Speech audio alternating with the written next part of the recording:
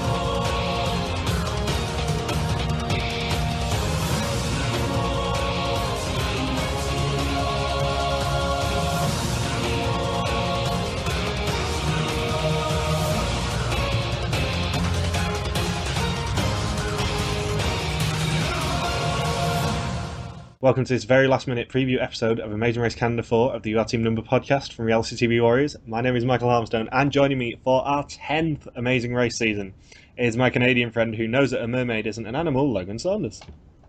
Morning. This is our 10th Amazing Race season that we are covering. It's double digits. Jeez. 10 seasons of podcasting and 22 seasons of me blogging. It's getting a bit much. Plus, on top of that, we have the whole funniest complaints and your misguided opinions that you released last week. Oh, you mean my written cast assessment? That's what I said, wasn't it?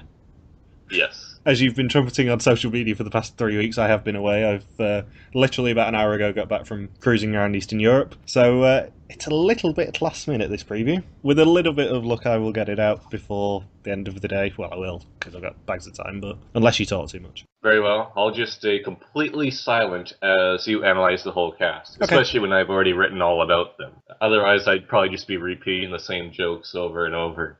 I think you can come up with some new jokes. I'm sure I will, and I'm sure there'll be great reactions to it. Lord knows we've been aiming for that for months now, Logan. Yeah. So our first team was the first one revealed, which is Joel and Ashley, who are a stepfather and stepdaughter from the Enoch Cree Nation, Alberta. I'm saying that right, Anna? I think so, yes. I'm sure you'll be forgiven if you slightly mispronounced it. Yeah, please don't kill me, Wayne. Yes, Wayne will be after you. We're getting them out of the way straight away so Wayne doesn't hurt us. Seemed as though even when they were the first team announced, Wayne was like, they're my favourite team ever. Not the case for a lot of the casual fans online, because Ashley was victorious in Mrs. Universe, so there's a lot of people who view her as a celebrity, even though I know nobody who follows Mrs. Universe and have no idea who this Ashley Colleen Bull person is.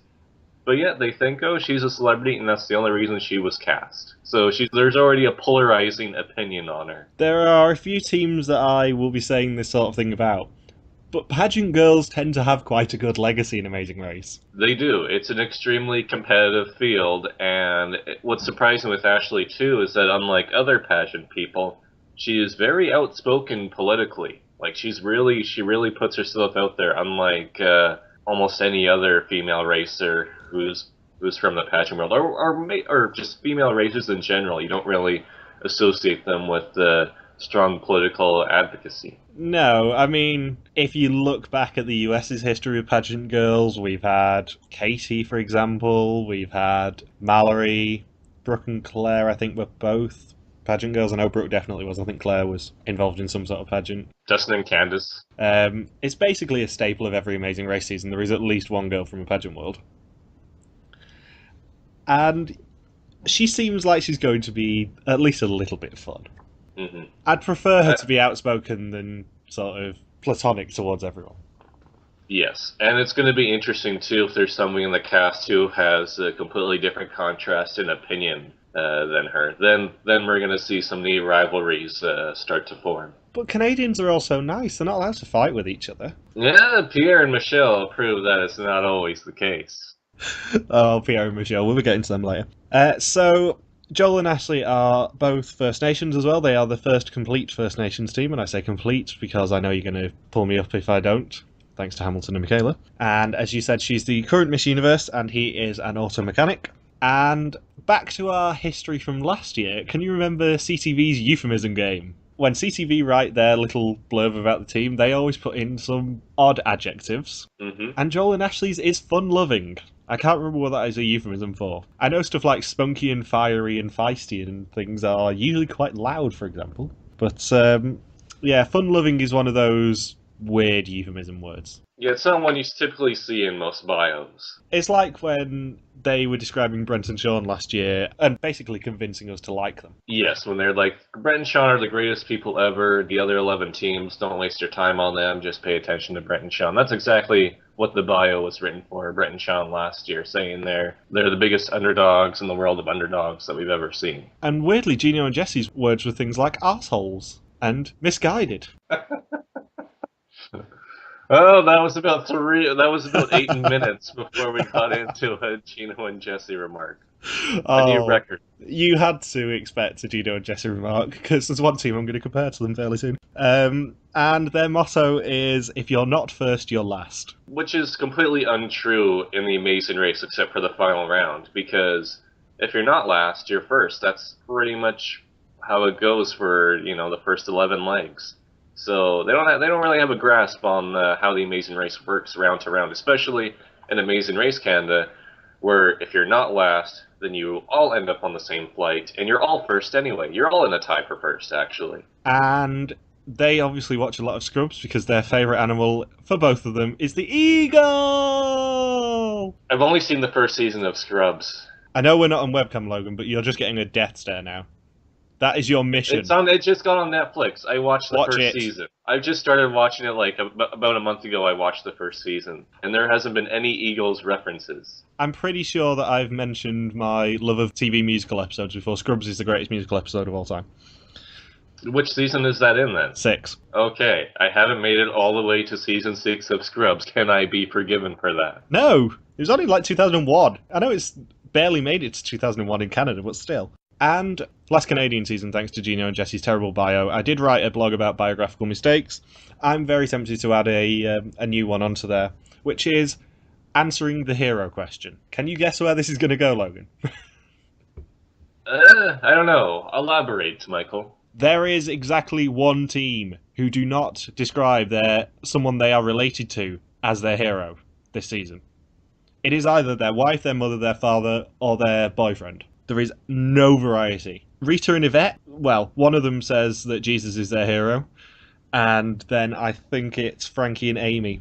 I think one of them says that someone not related to them is their hero. Everyone else says, oh yeah, someone I'm related to is my hero. I feel like Enrique Iglesias should be playing right now, right when we're talking about the hero question. Get some variety, people. I'm quite pissy about this. Get some variety in your answers. Somebody should have put in like a really random celebrity as their hero. I don't know, maybe like Colin Mockery could have been their hero. Canadian icon Colin Mockery. The European Union could be their hero. I don't know, Iceland.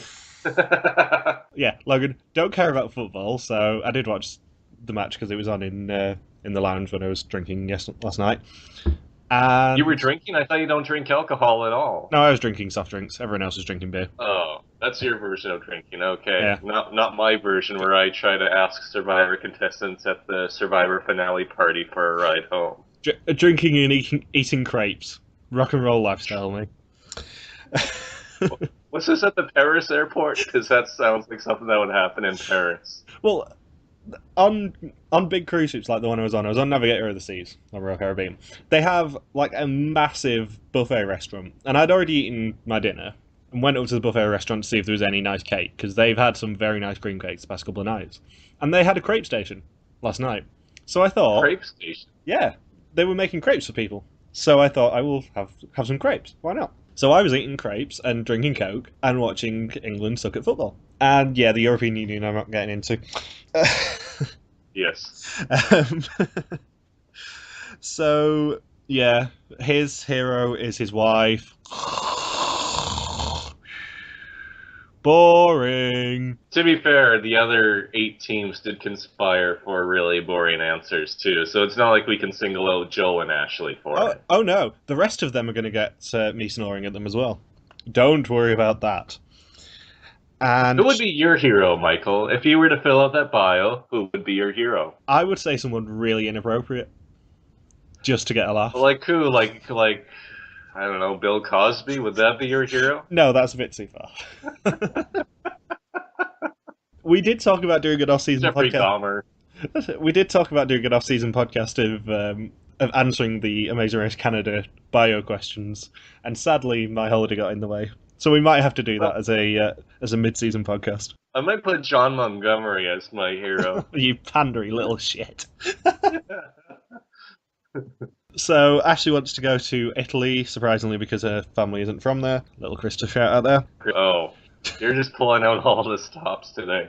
To be fair, when I read that bio on the day I went down to Birmingham, I did send Krista a message saying, just to warn you, there will be a shout out to you in our preview podcast when I eventually get there. Because they are the only team to say Italy, and Italy immediately, when they ask that question, Italy immediately reminds me of Tiffany and Krista. And to be fair, half of the cast of season 27, who all said, oh, we want to go to Italy because my family's from there. And Joel's biggest fear is the Amazing Race Canada staple of heights. Everyone said heights or snakes this season. There was only one weird fear, and I think that was Anthony, who said feet. The anti-Tommy Lee. Given that I am looking currently at a picture of what happens in episode 1 of Amazing Race Canada, I don't know whether you've seen this picture. It's people hanging off a gondola in Jasper. This is not going to end well for everyone who said heights, and I'm giving a shout out to Emmett there as well, because I know he said heights. Yes, like half the cast said heights, so naturally that's got to be one of the first tasks on the season. Yeah, and he hates that she swears too much. Damn, pageant girls have filthy mouths. Imagine if Joel was partnered up with Elias and Max, because they said that they'd be the most censored team on screen. So just imagine just Joel having a race with those two. He would have to quit. He would have to quit from all that swearing. And we'd be laughing at him. And that's just rude. And she is an actress / motivational speaker and Miss Universe. And her favourite travel destination, which is completely different to the one in her bio. For some reason, her travel destination in her bio and her racer file is Walt Disney World, which is the only copyrighted one. So she also promotes for Disney World too. She's a motivational speaker for them. Understandable, really. It's awesome. And did you notice her celebrity crushes as well? Oh, no. I took notes on some of them, but not hers. I think she might have been going to the Alan Wu School of Puns. Because she listed two. She listed Armie Hammer and Chris Hemsworth. Who the hell is Chris Hemsworth? Chris Hemsworth is Thor, who wields a giant hammer. Oh! And Armie Hammer is most famous for being 6'5", 220, and there's two of him in The Social Network. So Armie Hammer and a guy who wields a hammer. Exactly. Well played, Ashley. That one went right by me. Whenever I see a name of a celebrity I didn't recognize, I would just make fun of the contestant for picking somebody I didn't even know, but the fact that that's the angle she went for is actually kind of amusing. So, how do you see Joel and Ashley doing? I predicted 6th place for them. Father-daughter teams have a tendency to not do well on the Amazing Race. I don't think they'll get that far, honestly, either. I think she'll probably get them into trouble. Because there's only one reason they ever mention that someone is outspoken, and that is generally because somewhere in the season they will get themselves into trouble, whether that be a U-turn or someone not helping them. I would love to see if Joel just ends up being the big personality of the team. I think it'd be hysterical if he gets into a flying fit of rage. Oh, and then I can do impressions of him. Joel impressions, yeah. I can't even recall if I've heard him speak yet, because all the attention has been on Ashley. I hope that there's some good people to do impressions of. Because Lord knows I love doing impressions of people on this podcast. So far, the only clips have been really quick interviews with Devin Sultan Deek's replacement on eTalk, or whatever the hell the interview thing is, when they're in the Sequester Hotel before the start of the race.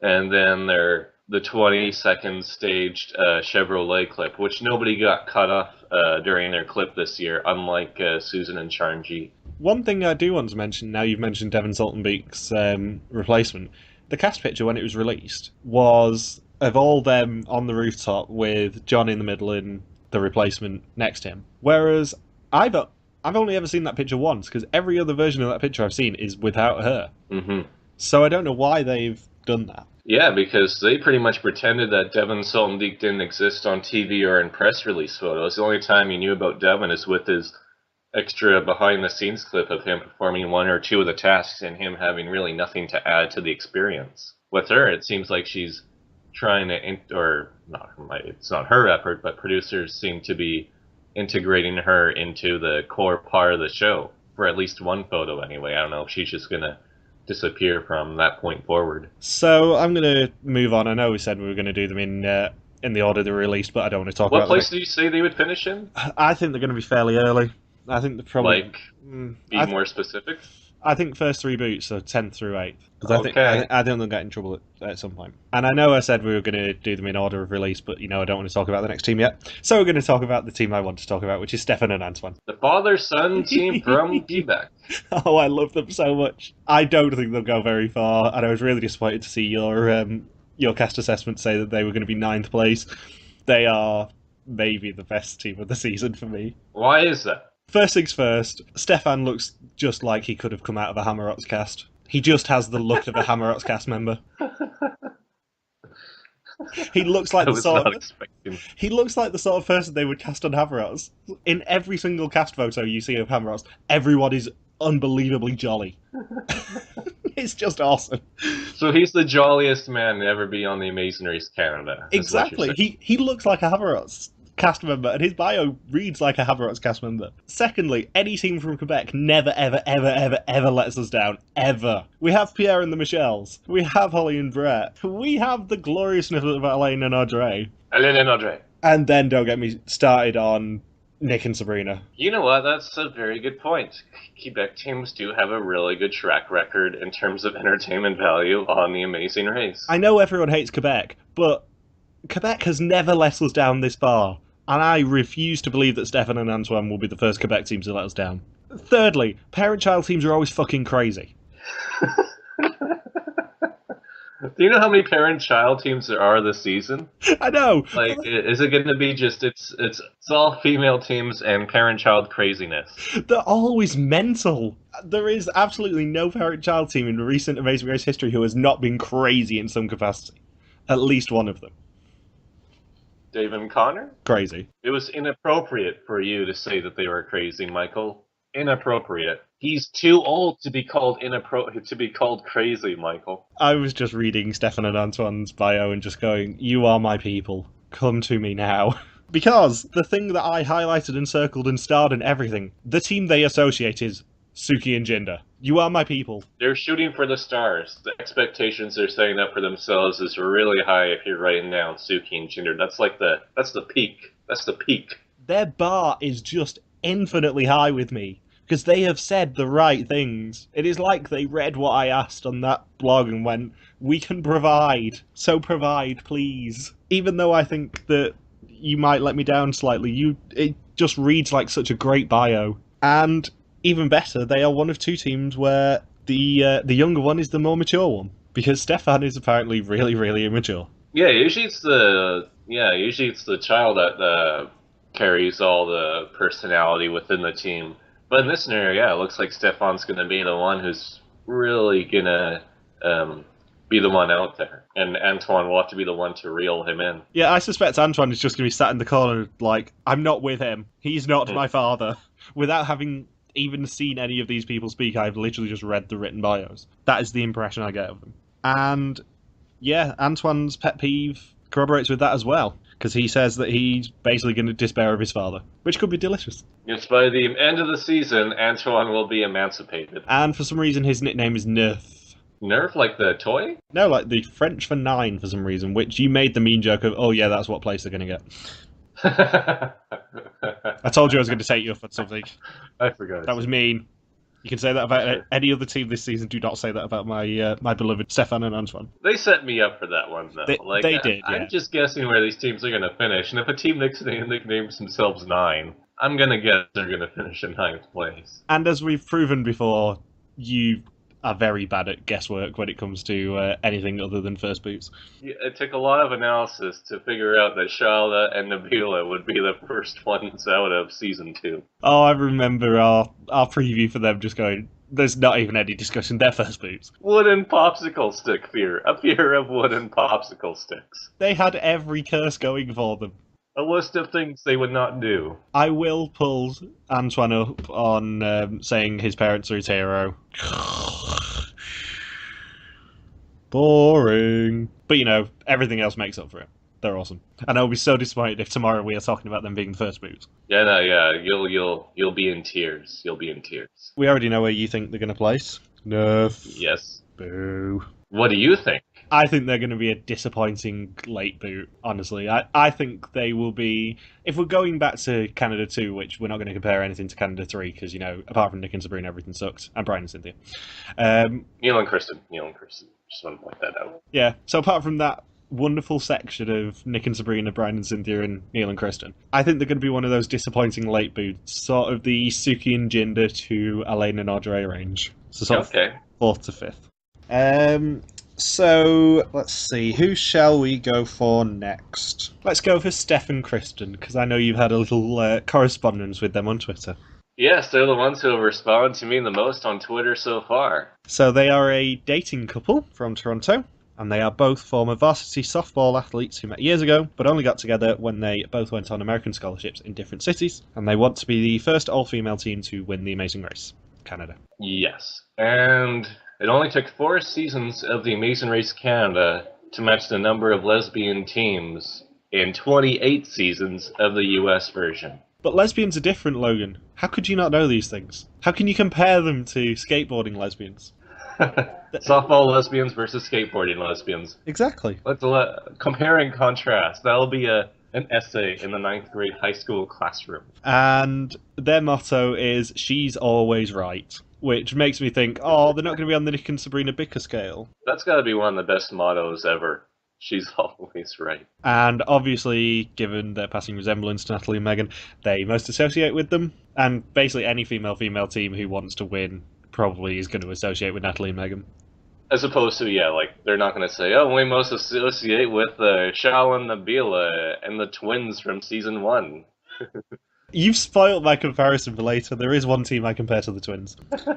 And Steph is a lawyer and Kristen is a sales account executive. Yeah, they have these very, you associate with them as softball, but they have highly intelligent jobs. Unless Steph is the lawyer from Arrested Development, like Henry Winkler-esque, in which case maybe being a lawyer isn't too great of a title. Barry Zuckercorn or blah blah blah. Well, if they travel to the East Coast this season, Steph will be familiar with maritime law. And in another Arrested Development reference, Kristen is most scared of sharks, which of course Barry Zuckercorn jumped. And Steph is most scared of snakes. And Kristen can't leave home without forgetting at least 2 things, yet her strengths are attention to detail, apparently. Irony. And Steph is the only person to be above having a hero, which is better than a boring answer in my book. So congratulations, Steph and Kristen. You get a thumbs up purely for not giving me a bullshit answer to the hero question. No BS on Steph and Kristen's part. Gold sticky star for you. That's how they run the race. No BS. And I believe you said in your blog that they finished second. Yes. But they will not be... I don't think they'll share the same personality as Natalie and Megan.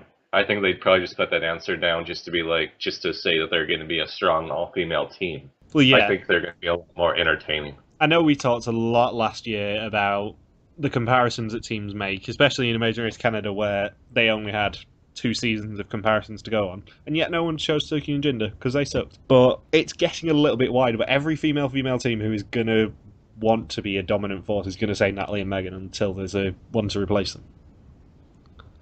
Or until there's one who wins. And I've not really thought about the placements, as you might have guessed from my stumbling over them. So I'll come back to where I think Steph and Kristen are going to fall. I'm not sure yet. Oh, leave us in suspense, you bastard. It's a cop-out answer. A cop-out answer. You, Dana, and Amanda. Or in the Canadian version, a cop-out answer. Cop-out? So we will move on to another female team, which is Rita and Yvette, who are Congolese twins. I never thought that demographic would be represented on the Amazing Race Canada. It's funny because on the message boards, per usual, everybody gets angry over every province and territory that isn't represented. So this season, only 5 provinces were represented and the other 5 provinces and 3 territories were ignored. And there still hasn't been a team from Saskatchewan.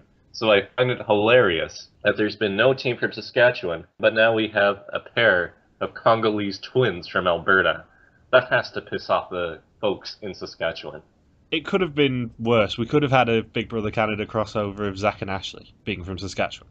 Oh, that would have been atrocious. I didn't even have to think for a second who you were talking about. Big Brother, make it stop! That's literally all anyone remembers Ashley for now. And then for Zach, the only memory of him is if you put a banner of a douche on screen, then everyone remembers Zach. No, I think the one memorable moment of Zach is Jordan Parhar's face when he lost.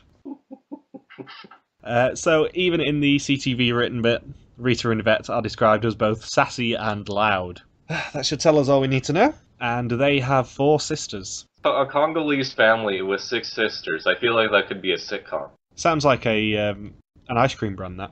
6 sisters? Yeah. Sorry, that was 3 twins, wasn't it? And sadly, twins have a terrible legacy on The Amazing Race. Like, legitimately awful.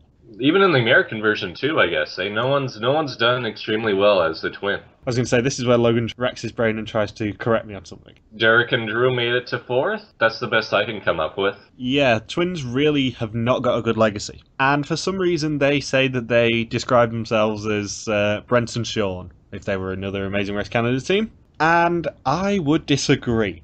I don't really see the similarity between them and Brent and Sean, just in terms of personality through the bios and the quick 1-minute video.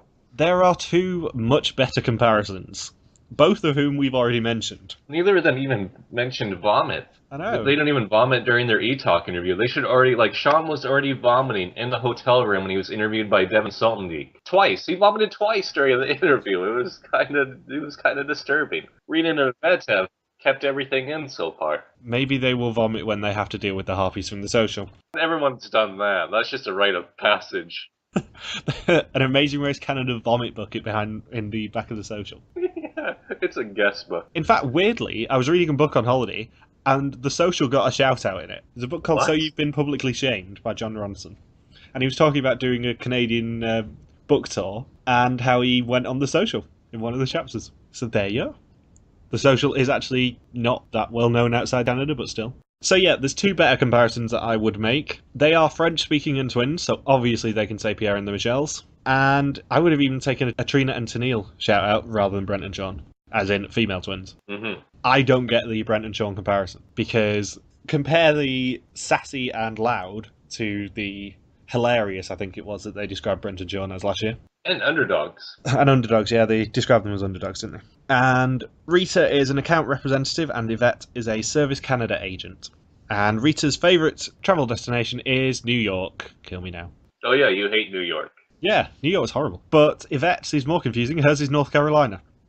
She wrote down North Carolina? She wrote down North Carolina. What the hell is in North Carolina? Exactly. I think there's about 40 states anyone in the world would pick over North Carolina. It actually reminds me of a story from Where in the World is Carmen Sandiego game show. And right before when the final contestant is about to do the final round challenge, he has to write down, a lot of them were boys that were on that show. It's an equal opportunities game show. Sorry, let me start that over, because yeah, it makes me come off as a huge douchebag.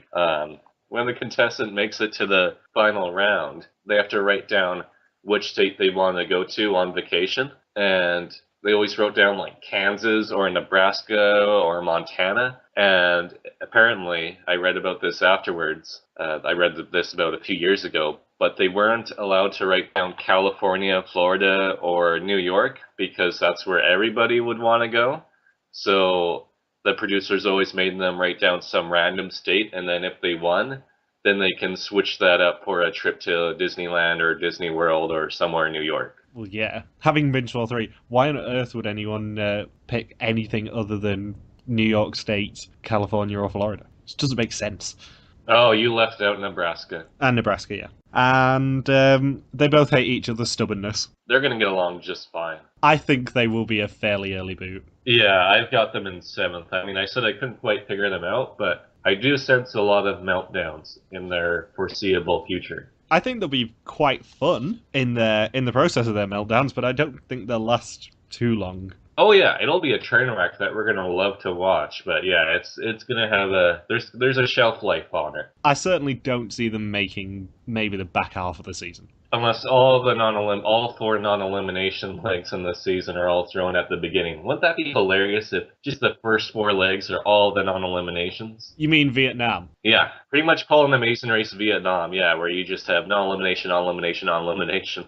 That is exactly what I think it was Vietnam 5 started with. They had 3 non-eliminations and then the first elimination. And the team who got eliminated actually won one of the first 3 legs. That's how you choke on the Amazing Race. I think that was like season 2 because season 5 was just the All-Star version they had down there, where the previous winners ended up being runner-ups, and the winners for the All-Star version didn't even use their express pass. They got it on leg 1, and then they just returned it to the host at the end of leg 9, I think. It was Vietnam 4 that I was talking about, not 5. 5 was indeed the All-Stars. You're both wrong.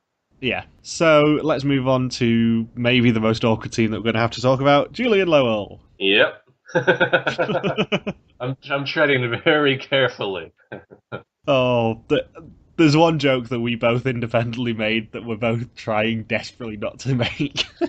I know. Because I've already made that joke in the cast assessment blog, and I barely got out of that one. But seriously, though, in all seriousness, it's really neat that we're seeing a legally blind contestant compete on a version of The Amazing Race. Because nobody knows exactly how it's going to go down. Yeah, this is the first one worldwide, isn't it? Yeah, no other place in the world has cast somebody that's legally blind. And I guess Mike Bickerton, he recently did an interview with Wayne about a week ago, and he said that he got about a dozen or so emails from people asking if legally blind people could apply. So apparently this, Lowell, I think you pronounce it as Lowell. Lowell is not the only one who was legally blind and applied for this season.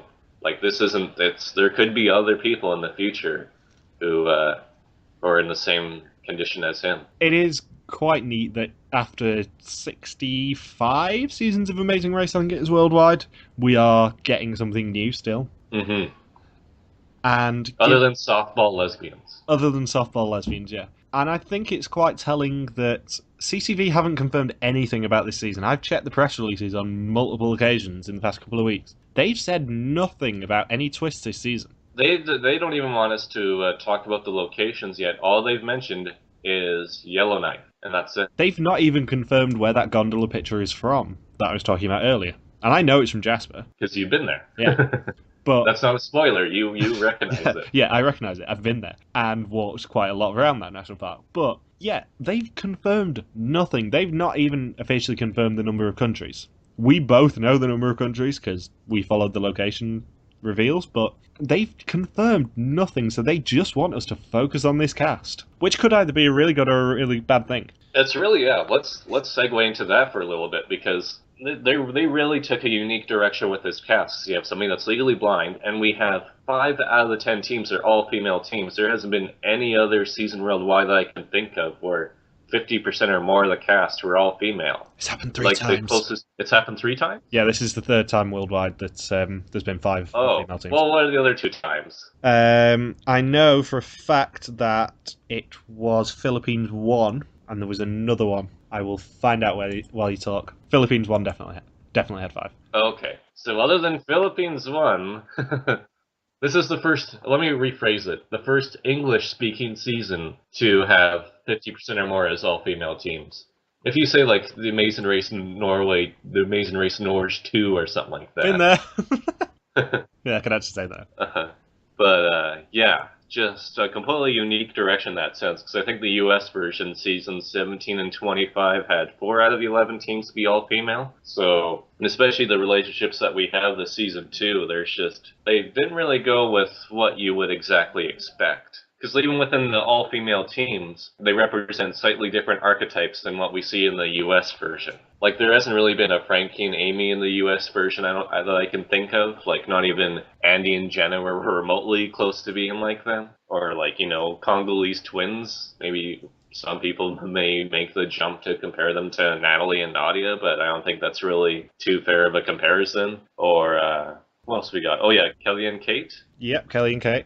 Yeah, there hasn't been anybody like them in the U.S. version either, or Steph and Kristen, so... You mean there hasn't been any softball lesbians in the US? Well, even in the U.S. version, like, the two lesbian teams were Kate and Pat, who were around 50 to 60 years old. I think they were 10 years apart. And they were, they were ministers, and they were out like second boot, because they were not in there to win the race. They basically were saved by Ari and Stella being stupid. Yes, and not being good with animals. And then you have Carol and Brandy, who were pretty much one of the most hated and disliked teams of all time. Who have a legacy of their own. Yes, they were obsessed with a 20-year-old Miss Teen USA alumni. That was their legacy. They just could not let go of her. But yeah, traditionally we start the previews with talking about the stuff that has been revealed by the network. Whether that be twists or countries or anything. We know nothing officially. They are keeping us completely in the dark for some reason. And my assumption is there's going to be some sort of twist. There's going to be a new route marker that they're introducing, probably from Hammerhawks, let's be honest, that's where most things come from. But there's obviously something they are not telling us. And my suspicion for the twist for Amazing Race US 29 was wrong, so I'm not going to speculate because I'll be wrong, but they're obviously keeping something close to the chest. But I swear, if they do double Express Pass again, I will throw something in. And, if they're emphasizing Canadian locations again, then they really have no choice but to put all their eggs into the basket, which that basket be in the cast itself. Do you think that this cast is a result of what happened in Season 3? No, that they're trying to seek like an all-female team to win, and not just the all-female team, just the entertaining teams. Because we had such a good cast to the point where we had to split our preview last year into two. We had such a good cast last year, and all the stars went very early in a row, apart from Dana and Amanda, thank you, Newfoundland. Everyone we liked went early, and we were left with the dregs of the cast, for want of a better term, and the worst people possible winning. It's true. Maybe they just wanted to make sure that they had a cast where everybody was going to be well-liked, or at least provide a lot of entertainment value, and not to have any duds in the cast, I guess. Apart from one team, but we'll get to that. So where are we? Jillian Lowell. Oh, yes. Yeah, it's going to be really interesting to see how they navigate the race. I will say, he has a very good sense of humour from what I've seen already. Yeah, which is why I didn't feel too uncomfortable with making the couple of the jokes that I did. I mean, I know it's not meant to be hurtful or anything, and I know it was done out of love, not hatred or bullying. Yeah, I mean, his spirit animal is an owl, for goodness sake. So he is training for the Paralympics in both cycling and triathlon events. Damn. Yeah. So he's in shape. They're both really in shape. I know you've been working up to trying to do a triathlon, but damn! And he's doing proper cycling, he's doing road cycling as well, so it'll be like hundreds of miles. And their CTV written bits includes the word inspiring, which will shock no one. I hope that's not where the edit goes. Like, if it just turns into just Lowell being, into a Bethany Hamilton, most inspiring person ever, inspired a group of inspired people, then I'm going to kill myself. And their motto is racing with heart, not sight. And obviously they most associate with Jodie and Corey. And her strengths include napping. So I cannot wait for the double battle that involves napping. Yes, she will win that. She will defeat Pylon and Natalie at napping. Or Andre and Damon. Andre and Damon. She needs to face off against Andre and Damon in a napping contest so you can miss the most train stops. And she's the only person in a straight relationship whose crush is the same sex. Hers is Taylor Swift, Smiley. Taylor Swift, so... No, Taylor Swift, Smiley. Oh. Well, what's the difference? We will get to their race of files. For some reason, she wrote Taylor Swift and then put a little smiley next to it. There's something in Lowell's race of file that I will be picking up on very soon. And her dream holiday is a complete cop-out because it's a round-the-world trip. Oh, so that even includes Sudbury. Especially Sudbury. She'll be spending 3 weeks of that trip in Sudbury. With only Gino and Jesse for company. Because they're literally the only people in the world who even care about Sudbury anymore. It's a log cabin on the lake. And her hero is, of course, Lowell. Kanye West should have been her hero. However, Lowell's answer is the most ridiculous one to this entire question. His celebrity crush is Julie, that blonde from Amazing Race Canada 4. Celebrity? She is not a celebrity. This is not the early days of reality TV where you could actually legitimately have a career in just being someone who's from reality TV. That's not how these things work. Yeah, what an egotistical answer. You guys aren't that big of a deal. We don't give a crap about any of you. It's such a cop-out answer. She's not a celebrity. Just spend the next 20 minutes grilling them for that answer. Well, I told you I was going to give one team shit. I didn't say who. What the hell were you guys thinking with that answer? We were rooting for you. We were all rooting for you. Then this? Then this? Maybe after all the trouble we caused with the 28 preview, I was going to go for the really controversial answer of grilling Julian Lowell on that. Spoilers, I'm not. There's one team coming who I'm going after. Michael, you're just picking on him because of his disability. That's all where this hatred is coming from. True. I mean, Britain has just devolved into people being racist and sexist and disablest and everything since Friday. That's why you guys left the EU. Oh, you just couldn't blend in with everyone else. I swear, I've been watching CNN for the past 4 days. They're making you guys out to be the worst human beings on the planet. It's hilarious. All because you left the EU. They're portraying us like complete assholes. I think the KKK are in higher standing than the British at the moment. So we're doing a lot of tangents in Julian Lowell's bio here, aren't we? So his we're not very well in focus with Julian Lowell. The problem is we've not spoken for like 6 weeks, so it's going a bit tangency again. So his dream holiday is the Rio Paralympics, which, given that they are about 6 to 8 weeks away, good luck with that. Yeah, especially with all the shootings and stuff that have been happening and all the violence. That sounds like that'll be a fun trip. Yeah. At least we've not got Zika anymore, because the mosquitoes apparently die in winter. And Lowell's hero is his grandfather, which, this is the one exception I will let it slide because he was mentioned in the CTV preamble about being an inspiration to Lowell. Yeah, because he had the same condition as him. Yeah, so I will let that slide. That is the one exception when you're allowed to put a family member as a hero. Don't just do it as a cop-out because you can't think of someone, just say nobody. Mm-hmm. Nobody's your hero. You're your own hero. So where did you put Julian Lowell? 5th. I have high expectations of them. I think they'll be in the top half. Well, they're obviously very, very athletic. And obviously they've got a good sense of humour, so they'll probably get on well with people. Mm-hmm. I wouldn't be surprised if they make it to top 3, would be my prediction. Yes. Unless there's something that, with having a lack of sight that you don't think of that comes into play on The Amazing Race. Like, we're gonna be seeing some new things this season, because nobody knows exactly how that will play out. Yeah, if we get a switch back to Amazing Race Canada 2's biathlon roadblock, he's screwed. But I was listening to Justin and Diana for a little bit, and they were talking about the paintings roadblock from the Netherlands in their season, where you have to spot the difference between the two pictures. He's not going to do that. Like, they've shown his condition and what he sees versus what we see. Like, his vision is like 95% gone by the looks of it. I hope that Canada producers don't do what they did to Luke in Amazing Race 14 and troll him with loads of sound. Yeah, like with Luke, they put in so many musical tasks in season 14 that they never did in any other season. So hopefully it's not this, they don't troll Lowell the same way. So we will move on to the team that I know you've put in last,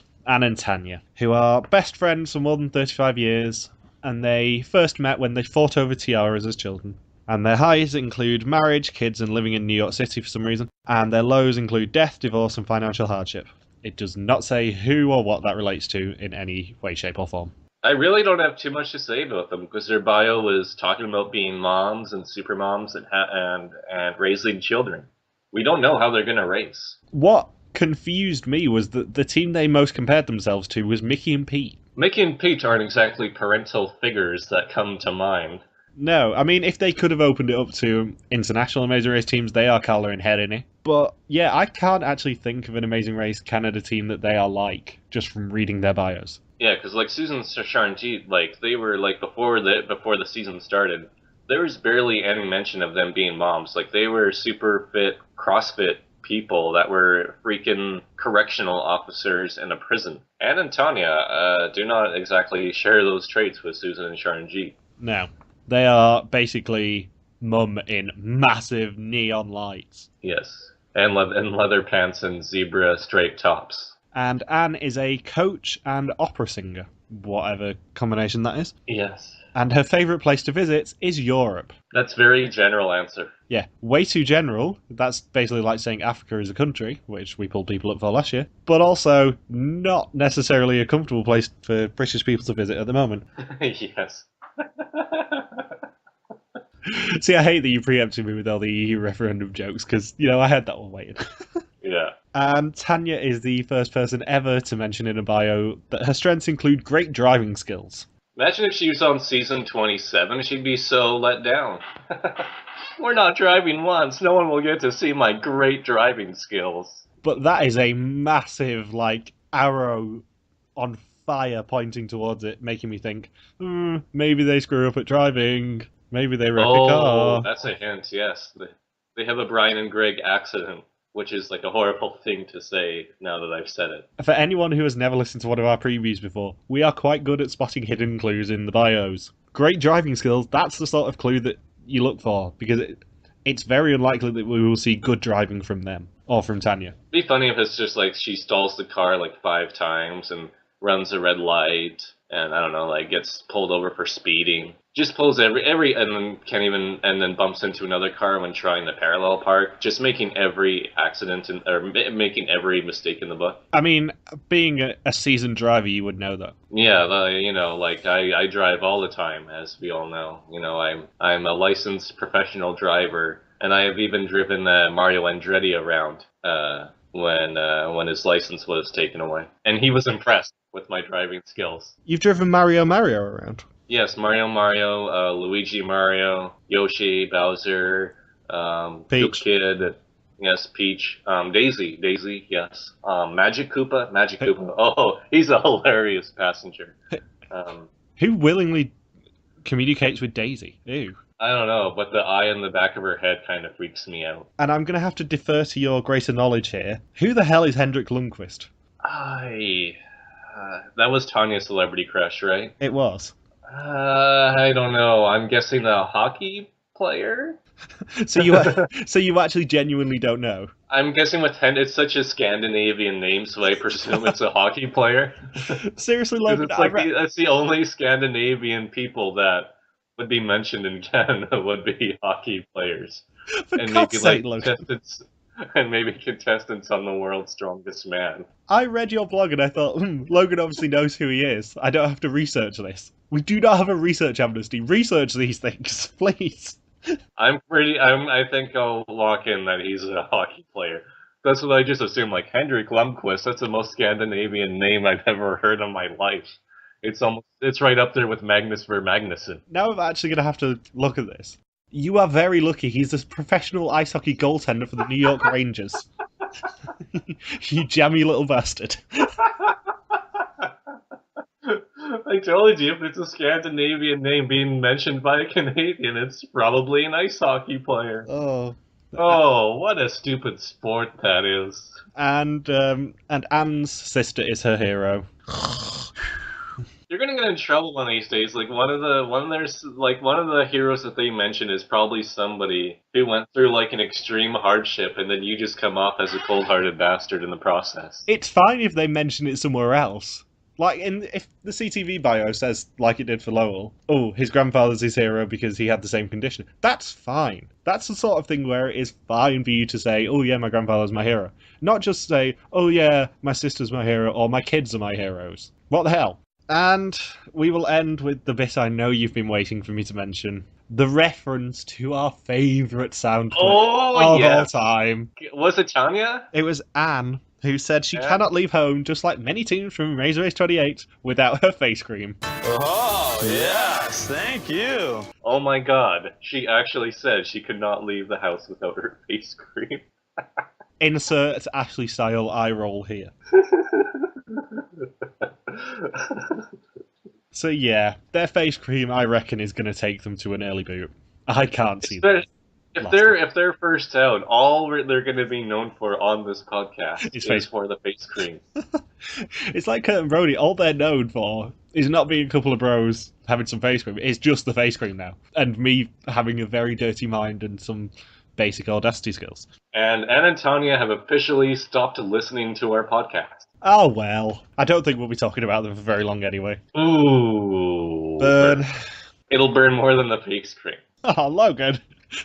So we should move on really to Jillian and Emmett.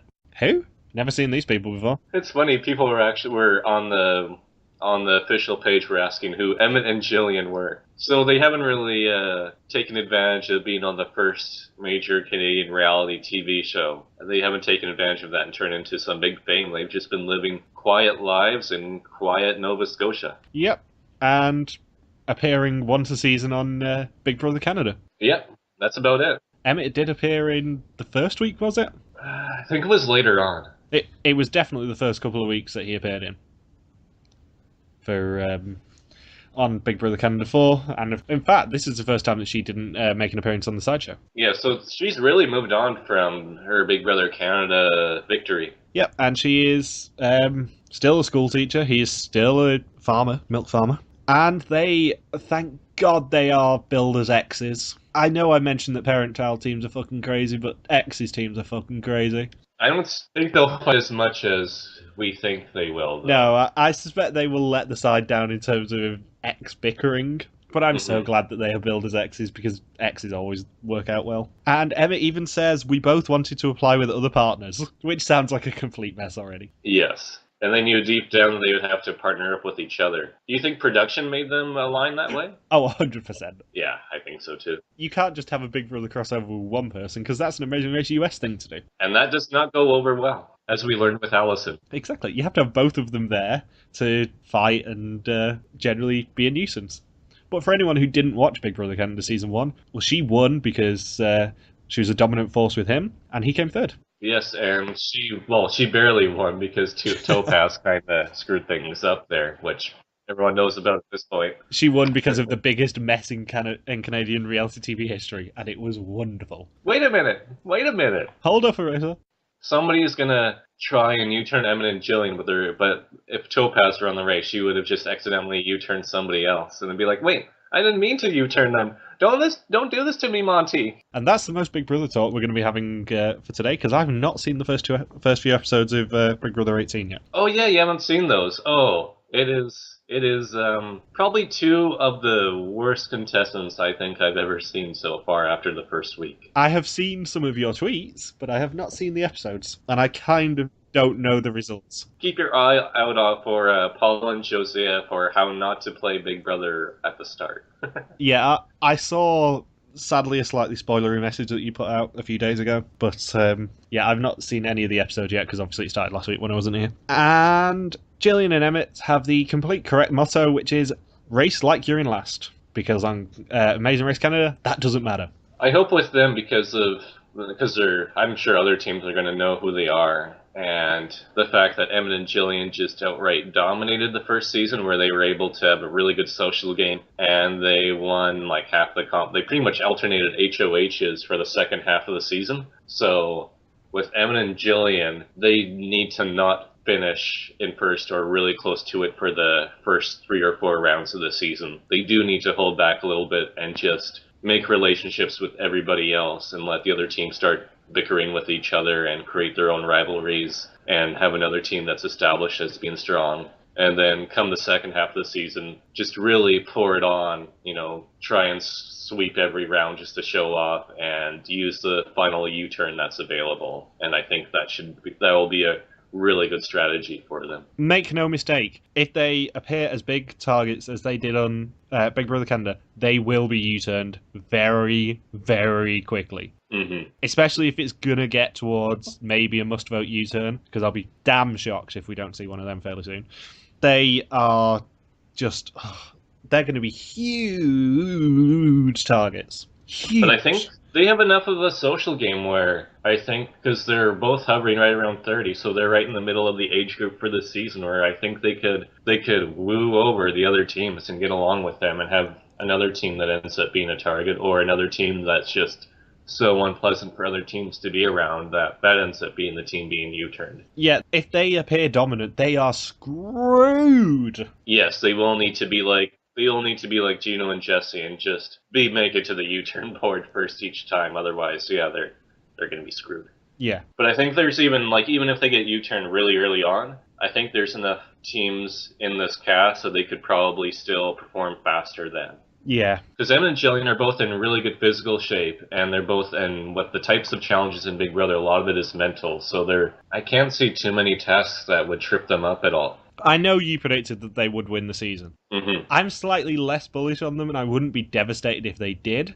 but I can't see an easy path for them. No, like I said, their victory is contingent upon them pulling off that strategy. If they just come off strong out of the gate, then yeah, I think they'll be out sooner rather than later. And also, when did an X's team last win?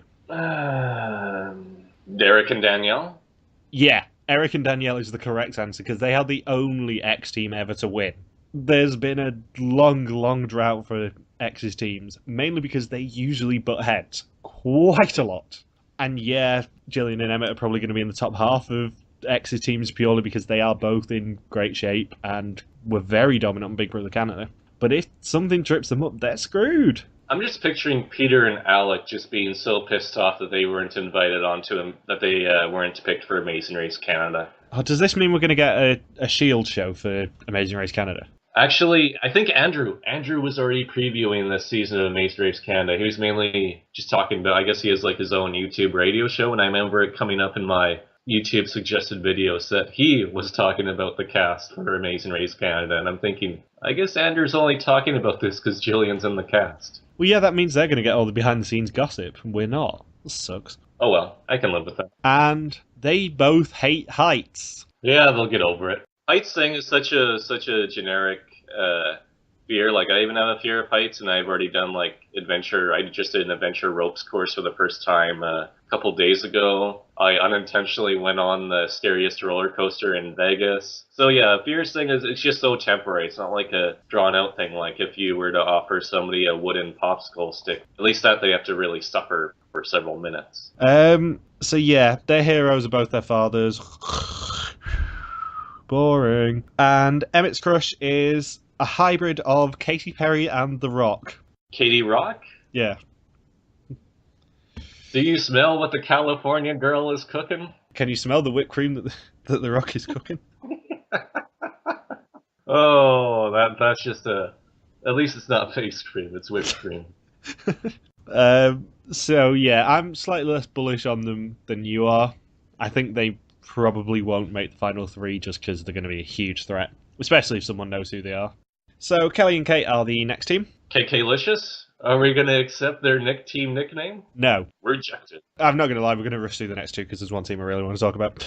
So yeah, Kelly and Kate, who are close friends and business partners from Toronto, and they are both immigrants to Canada at the age of 11, and grew up in strict Chinese households and had to convince their parents to allow them to start their own businesses. Considering they were born in China, they could have done this Amazing Race Canada, and then they can apply for Amazing Race Asia 5 in the fall. Yeah. Because they would technically qualify for both of these seasons. And that would be a really weird crossover. They could attempt to do a Kent and Vixen. Yes, I don't think Kent and Vixen were originally born in Asia, though. No, but they tried, didn't they? They tried, yes. Kelly and Kate, though, they can actually apply and have a shot at it, which would be hilarious. And Kelly and Kate have the Charlotte and Nabila Award for Ridiculous Fears. Kelly is most afraid of ghosts and haunted houses, and Kate is most afraid of fish, birdie animals, and heights. Yes. Very I specific. can't wait for the bird cage task. Or if she had to do the fish task from India last season, she's going to be freaking out. Freaking out.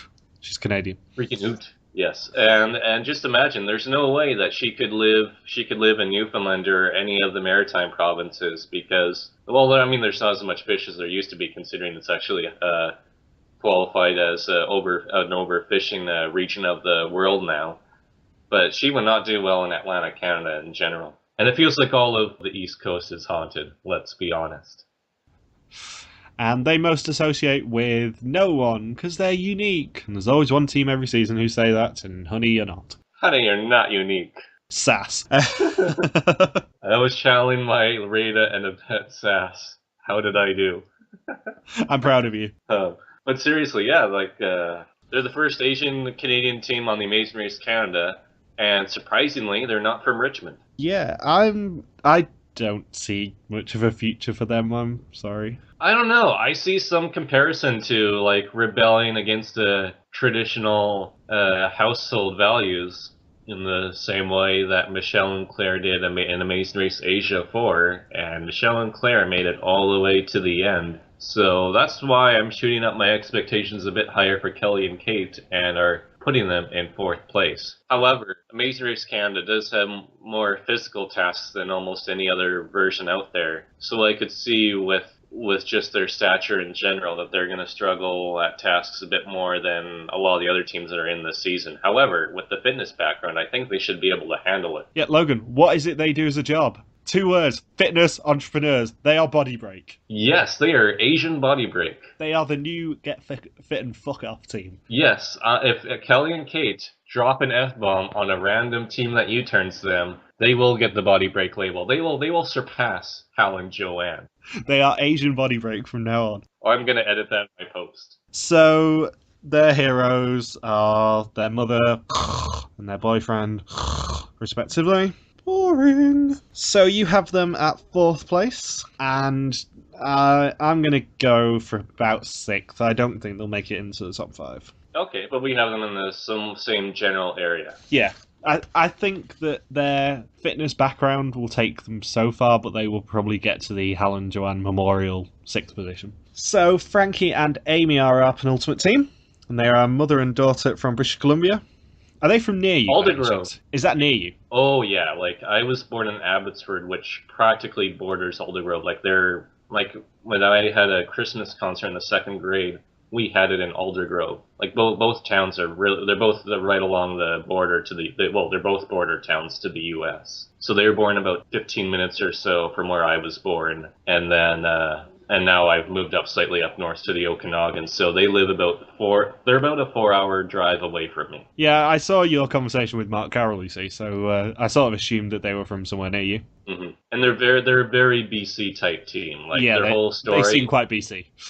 Yeah. From what I know of BC. So Frankie was kicked out of her home at 15 when she became pregnant with Amy, and just like Stéphane and Antoine, the child is more mature, and they are both hairdressers and are stylists. Yeah, it's just weird because I just like my ex and her mother almost have that same story. So it's just kind of bizarre to see that be cast on the Amazing Race Canada.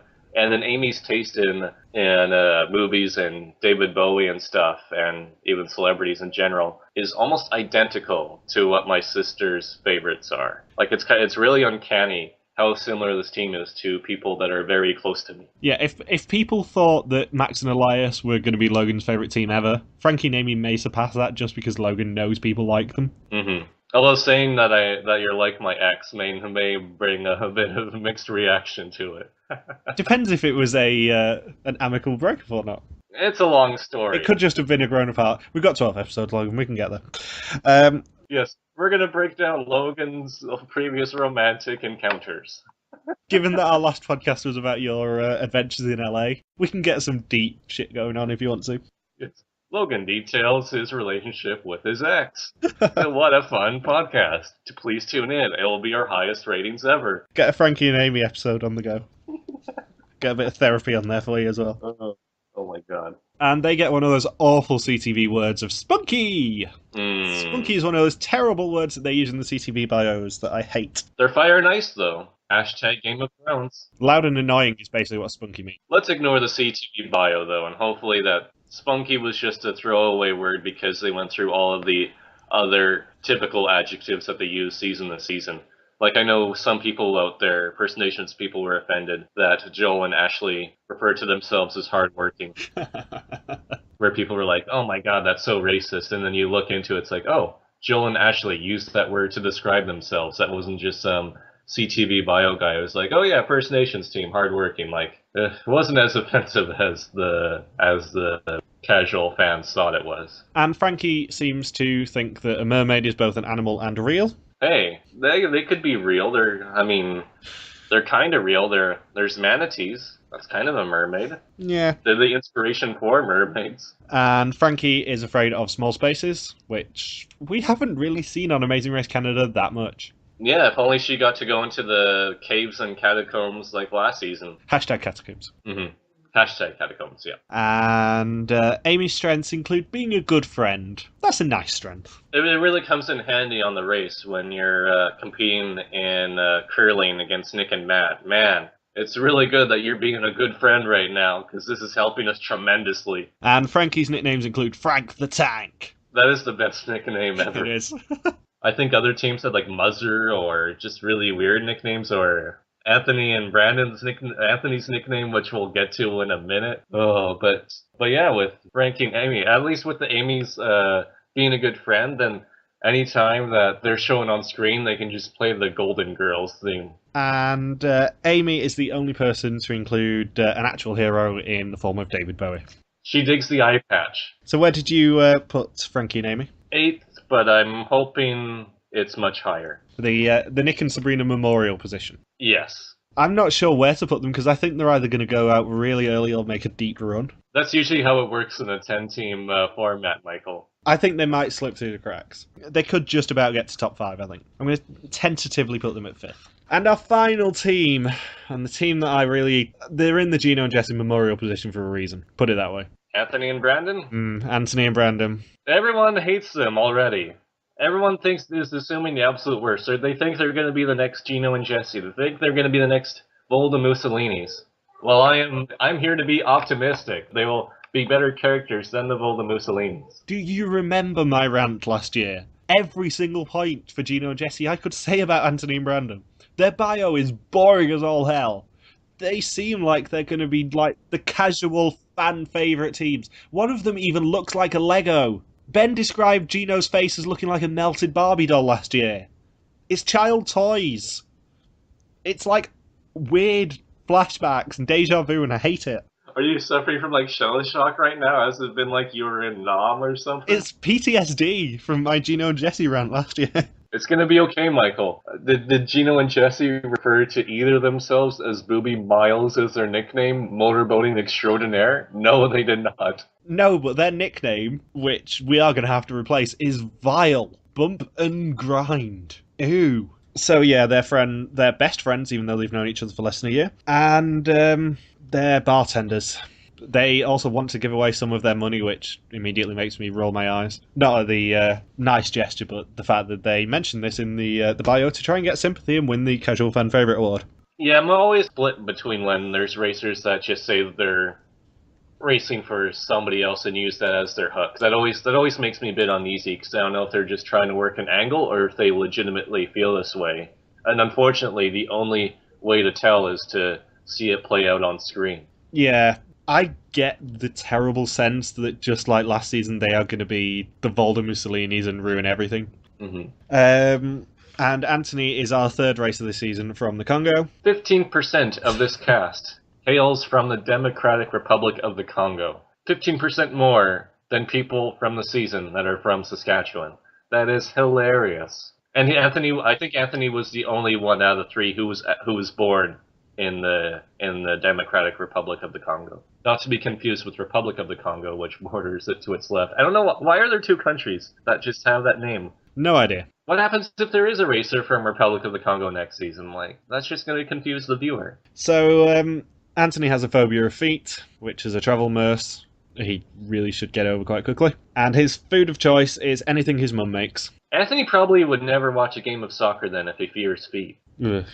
And he can't leave the house without showering, so good luck staying clean on the race. And Brandon doesn't like heights or spiders. And he's also a complete monster because he likes his steak medium rare. Ew. I've had this discussion with people in the past 2 weeks. Steak should not still be mooing. Bump and grind is one thing, but medium rare steak, oh man, that you're just going to incur the wrath of Michael Armstone. This is why I immediately knew that I was going to have to take them down a notch. Who has their steak medium rare? You're the worst. You are the worst. That alone makes you the next Gino and Jesse. I know Tyler and Corey took umbrage to me calling Tyler the worst. Anthony and Brandon, you are the worst. You cannot have steak medium rare. It should not still be mooing. You know what? I'm a vegetarian, so I couldn't, you're already committing the crime when you're eating the steak. So it doesn't matter if it's medium rare or burnt to a crisp. You know what? You're all monsters to me. I know full well that I am completely... This is just white noise to you, given that you are a vegetarian, but anyone who eats meat will understand. Don't have it medium rare. That's horrid. I've had steak once, and I was I think I was 11 or 12. It was okay, I guess. That's my one steak story. Yeah, cool story, bro. I'm pretending to fit in. I know what steak is, guys. I had it once 12 years ago. And Brandon also doesn't know the name of Kate Beckinsale. Who? His celebrity crush, I think he said something like the chick from Resident Evil Underworld or whatever it was. But he didn't know her name. Oh, yeah. Joel's crush was Gwen Stefani. He's 50, or 42, I think, and his crush was Gwen Stefani. I was very impressed by that. Maybe he just likes the voice. Yeah, maybe that's all he knows her from. Oh, if that's the case, then that just pisses me off, because Gwen Stefani should be known for her No Doubt days. And yeah, Booby Miles is how we're going to end it. We should insert a motorboating sound effect right here. Logan, if you could source me a motorboating sound effect, you can have it in there. I want to try and do one myself right now, but I'm just going to giggle the whole time, probably. Try it. No, I can't. No, I'll next time. Whenever they come on screen and we talk about them, I'll try to make the sound effect. Instead, you can have a Zoidberg sound effect. Woo! Aroo! That's Richard Nixon. Aroo! Aroo! Enjoy the great taste of Charleston. Choo! This podcast has just evolved into Nixon noises now. This podcast ends with Richard Milhouse Nixon, for a president who was impeached, doing motorboat noises talking about Charleston Chew. Aroo! Oh my god. And then that's where we end it, right? That's all 10 teams? Yeah, that's all 10 teams. Where did you put Anthony and Brandon? I put them in third, because I think they would crumble in the memory challenge, in contrast to Steph Kristen and Emmett and Jillian, who I predicted for top 3. The Ryan and Rob Bartender Memorial position. Yes. Yeah, I want them out 10th, I'm not going to lie. If they go out first, I will be a very happy bunny tomorrow. Time will tell. So, thank you very much for joining us on this very delayed, I'm sorry about it being so late, preview podcast. You can join us every Wednesday to recap the episodes, and I promise that we will do them reasonably early on a Wednesday. If you've got any questions, feel free to contact us on our Facebook page, RTV Warriors, on our Twitter account, @RTV Warriors, or on our own Twitter pages, MJ Hamstone for me, and Log Super Quacky for Logan. Bye! Hashtag Richard Nixon, hashtag face cream, hashtag Aroo! Aroo! I am not a crook!